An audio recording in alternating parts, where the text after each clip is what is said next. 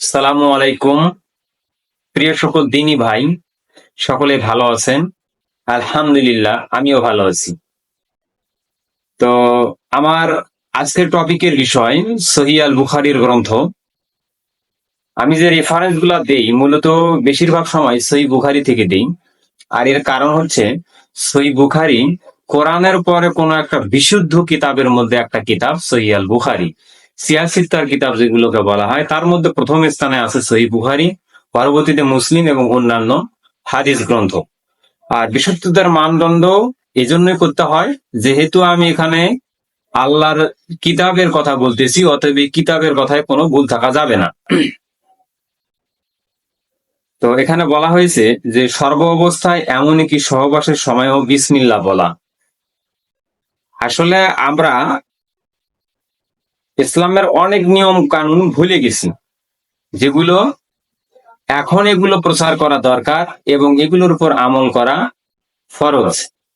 যেহেতু এগুলো কোরআন হাদিসের বিষয় আর এই আমলের উপরে সওয়াব আছে, অতএব এগুলো প্রিয় ভাই আমরা অবশ্যই করার চেষ্টা করব।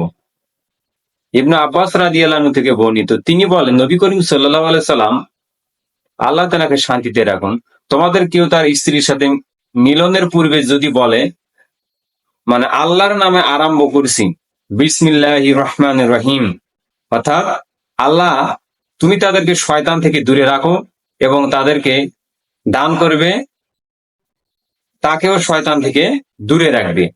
অতঃপর এই মিলনের দ্বারা তাদের কিসমতে কোনো সন্তান থাকলে সন্তান তার কোনো ক্ষতি করতে পারবে না এবং এই সন্তানকে শয়তান কোনো ক্ষতি করতে পারবে না।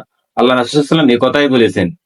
এটা সহিহ মুসলিমের তালাক অধ্যায় অনুচ্ছেদ নম্বর 17 এবং হাদিস নম্বর 1434, সহিহ আহমদ হাদিস নম্বর 1908। এই হাদিসের মান পুরোপুরি সহিহ।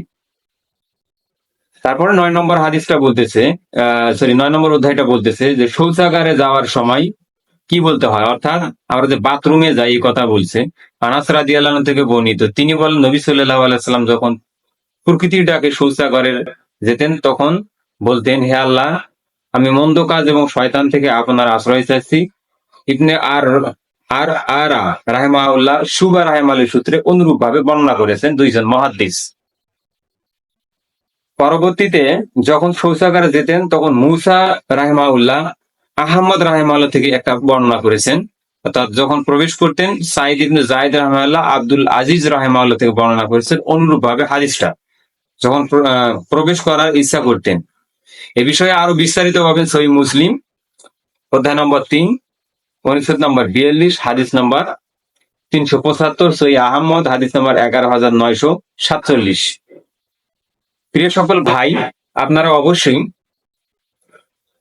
কিভাবে শৌচাগারে আপনার মল ত্যাগ করার সময় কিভাবে কি বলতে হয় এটা দেখে নেওয়া দরকার এবং আপনার সহবাসের সময় কোন দোয়া পড়তে হয় এটা একটু দেখে নেবে। এটা আপনার যেমন সওয়াব হবে আর আপনি আপনার স্ত্রীর সাথেও ইনশাআল্লাহ পরিপূর্ণভাবে তৃপ্তি পাবেন।